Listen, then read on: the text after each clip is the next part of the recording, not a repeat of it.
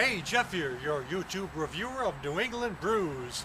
And today I'm reviewing a beer from New Hampshire, White Birch Brewing of Hooksett, New Hampshire.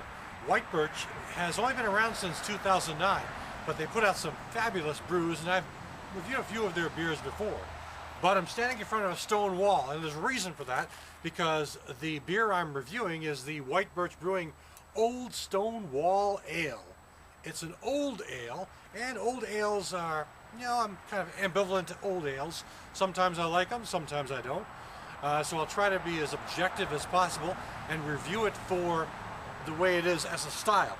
But anyway, one thing that I've said before in the past is that White Birch likes to put some valuable information right on the label. Very helpful here. For example, here we go. This is from batch number 1, as you can see. And it is number 15 of 408 bottles, and the ABV is 10.6%. On the side, the label reads, "Ragged and rustic like a stone wall that follows a trail through the woods. Its beauty is a result of time and age, inspired by trips to England and hikes throughout New Hampshire. We bring you this oak-aged English-style ale." Kind of looking forward to this because I kind of like those oak-aged barreled beers. So, without further ado, not much to the top, it's just a silver top. And I'm going to pour it into a small wine glass. That way I can drink as much of it as I can in front of the camera for today's review. But then, when the review is done, I can go in and enjoy the rest of it on my own. So, here we go. Let's find bottle opener. This one, of course, is one I've had for many years. I keep it on my keychain. You never know when you're going to have to open a bottle of beer, right? So let's take the top off right now and see what happens. There we go. Not a whole lot in the smoky way, but anyway, I'll give it a pour.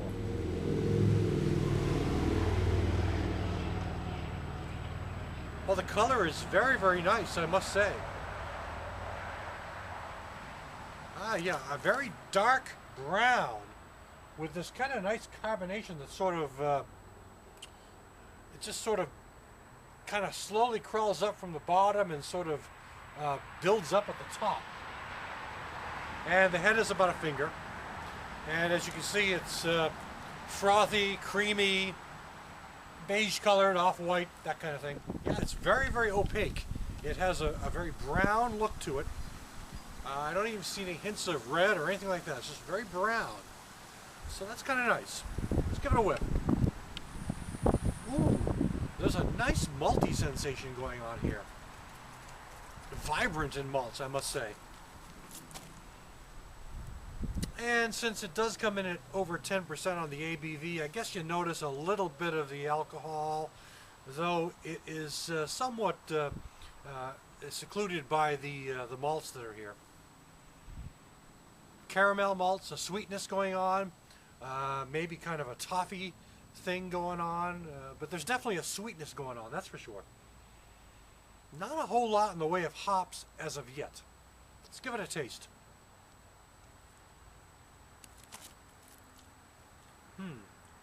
Subtle, mild.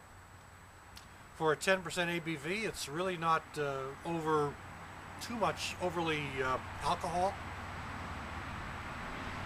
Kind of bready, biscuity, but really smooth. I will say that it's really smooth. It's got a fairly solid body. The body is a little greasy, oily maybe, in not a bad way. I just want to try to give you a feel for the texture of it. The taste, though, I'd say there's a bit of a bitterness going on as well, and a kind of a sweetness. But the hops are really kind of diluted, kind of laid back, kind of behind the rest of the sensations that you're getting here. Not bad lacing.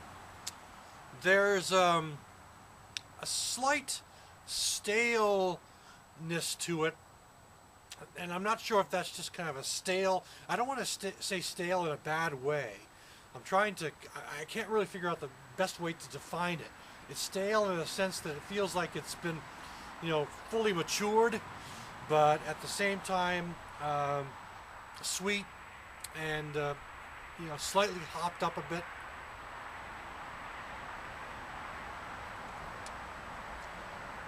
But there's definitely a dryness at the end of it. So I think that's where the hops come into play on this one. You're getting kind of a dry hoppiness at the end. So let me take a few more sips of this and see how it goes, and I'll get back to you and let you know what I think in the end. I've come pretty close to the end of this particular glass. I mean, there's plenty more in the bottle. I'm going to enjoy the rest of the bottle once I'm done with this review. But for the purposes of this review, let's take the final swig and see what we get.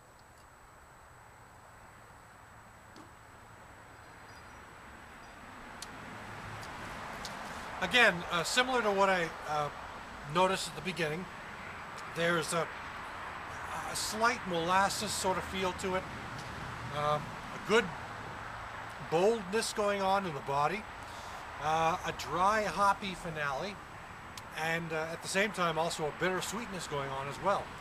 It's not a bad beer. The lacing you know, isn't bad. The foam kind of sticks around on the glass right to the end. In this case, it kind of reminds you, boy, was that a good beer.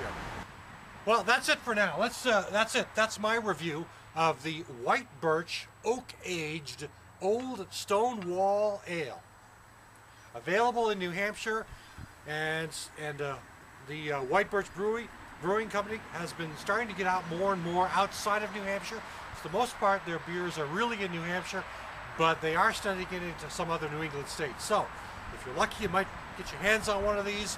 I want to highly recommend the beers that are brewed by White Birch of Hooksett, New Hampshire, because I think just about every beer I've had by them is really well done, and they put a lot of time and energy into making these beers good.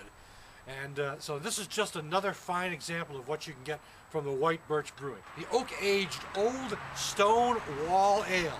Definitely a tongue twister for me. A good beer. Thanks for stopping by. I'll catch you again later.